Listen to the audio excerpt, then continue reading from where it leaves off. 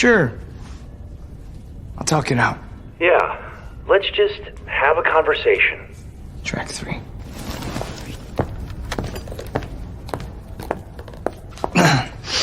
Better not be fucking Dave Matthews Band. Okay. Those of you who don't want to be a part of this can leave now. Derek, please listen to me.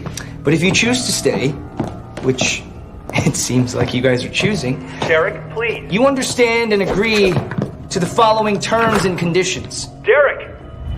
1. Derek, this is the virus. You hereby waive your right Derek, please. to your own personal bodily integrity. This is not you. 2.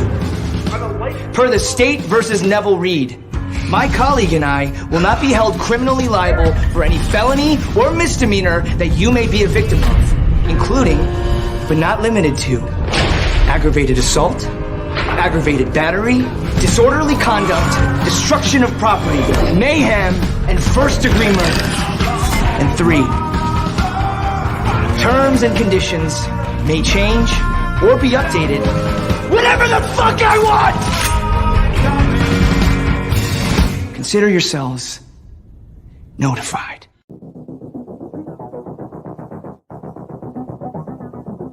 All right, you primitive screwheads, listen up. I got news for you, pal. You ain't leading but 2 things right now. Jack and shit. Jack left town. Well, hello, Mr. Fancy Pants.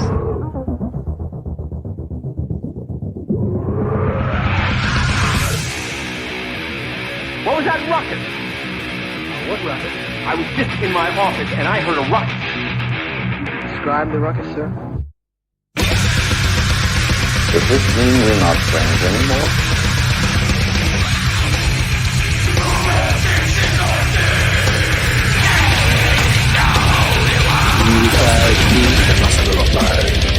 Not me. I'm in my prime. Out of your mind. Ain't it cool?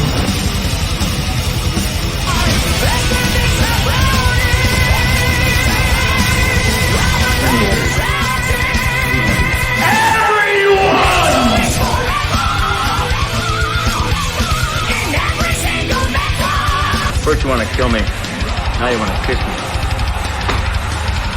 Blow.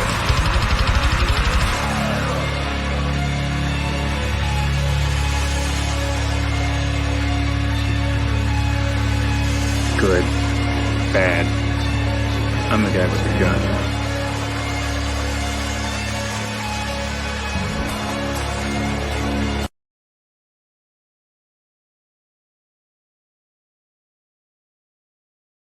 What's up, everyone? DJ Anubis here with you on Metal Time Radio Podcast, doing another trailer reaction. And today, the first trailer for the remake and reboot of Salem's Lot came out. And of course, Salem's Lot 2024. Not sure when the date is it's getting released to the public, but they did send out a trailer. And it's directed by Gary Doberman, who directed the Annabelle Comes Home movie, as well as a writer on some of the other Annabelle, like Annabelle Creation and stuff like that. So he's been part of that whole like Conjuring universe, so to speak. Cast consists of Lewis Pullman, Bill Camp, Spencer Treat, Clark, and then of course the most notable name that I know is William Sadler. Excuse me. Plot is author Ben Mears returns to his childhood home of Jerusalem's Lot in search of inspiration for his next book, only to discover his hometown is being preyed upon by a bloodthirsty vampire. So the original one was a TV mini series or movie that came out in 79. And really the mid to late 70s and mid to early to mid 80s had a lot of great made for TV movies. The Car, Devil Dog, Hound from Hell, Dark Knight of the Scarecrow. Just so many of these movies that were so good and very creepy and terrifying. And Salem's Lot was one of those ones made during that time that was very effective, man. Like the cast was strong. just the kids like floating and clawing at the door, the window. It was so effective for the adaptation of the Stephen King novel that it's hard to really imagine they're going to redo this. But as with everything else we've seen, nothing's really untouchable at this point, right? So it's like I tell people all the time, Jaws may not have been done yet. It's going to happen sooner or later. Somebody's going to do it. It's either good or bad. Just take my word for it. Somebody's going to go out there and try to reattempt that film, no matter how much we may hate it. I just had to deal with the idea that they redid The Crow, which is one of my all-time favorite films from '94. And yeah, you saw how that went. But occasionally, some of the reimaginations or the remakes turn out to be okay. So I kind of grew to like the Suspiria remake. Even though it's only about 7 out of 10 for me, I still appreciate it for what it was. I love the Evil Dead remake in 2013 over the original. Even though it does have its own differences, but I still love that film far more than the original. I still love Evil Dead 2 the most, though.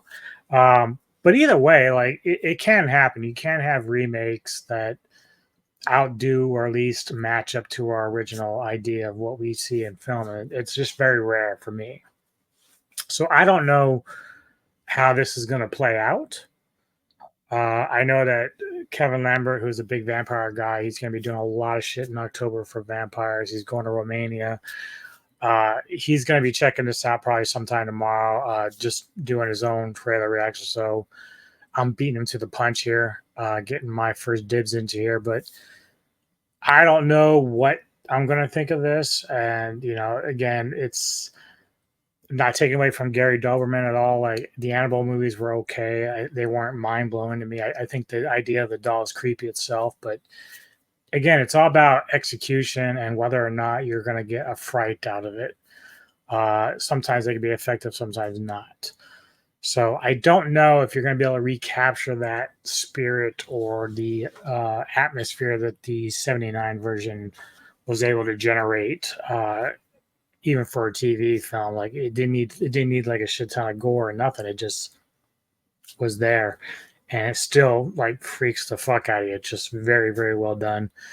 So without any further ado, man, let's get into this. Salem's Lot 2024. I've always written stories about things that are so terrible. You'll run away until your brain won't remember. So why did you come back? I'm here for research. What exactly, though, are you researching? I can see her lying back in her satin dress. Have you noticed anything out of the ordinary in the lot recently? I just heard this song today, by the way.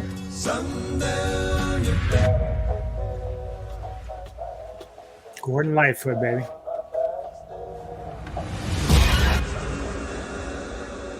There are some folks who've had some kind of unusual experiences.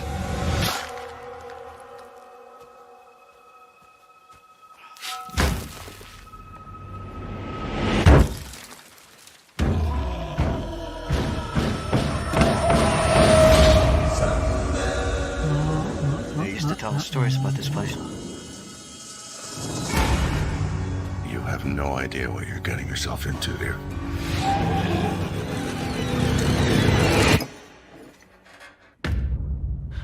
Annie, where are you?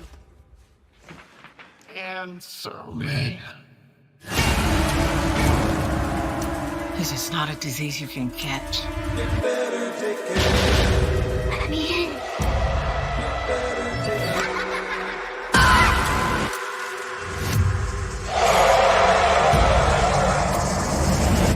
If we don't fight back, they'll come for us eventually.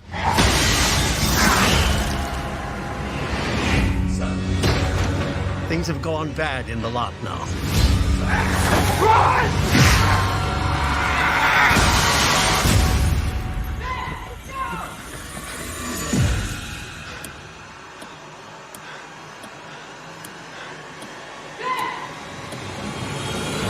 It's not safe!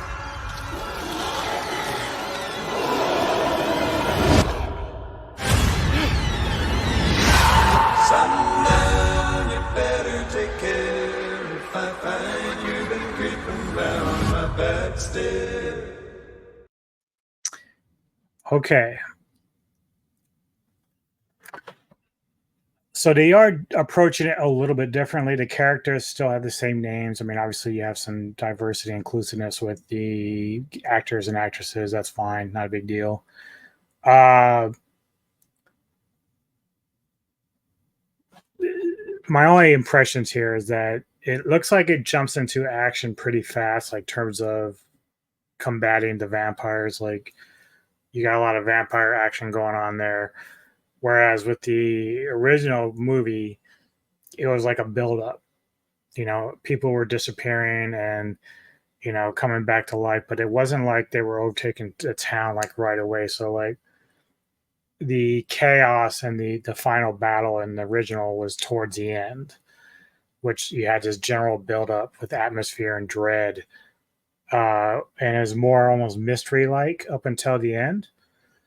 This one looks like it's kind of just getting right into like people start being turned, and then of course it's continuing to infect the town, and there's a lot of fighting going on, which much more in this one than the first one, at least towards, you know, like I said, the end. The first one was when all the fighting really took place, but this one looks like it might happen like midway through the movie, where everyone is kind of fighting against all these vampires. So it's almost like a Lost Boys type thing going on here.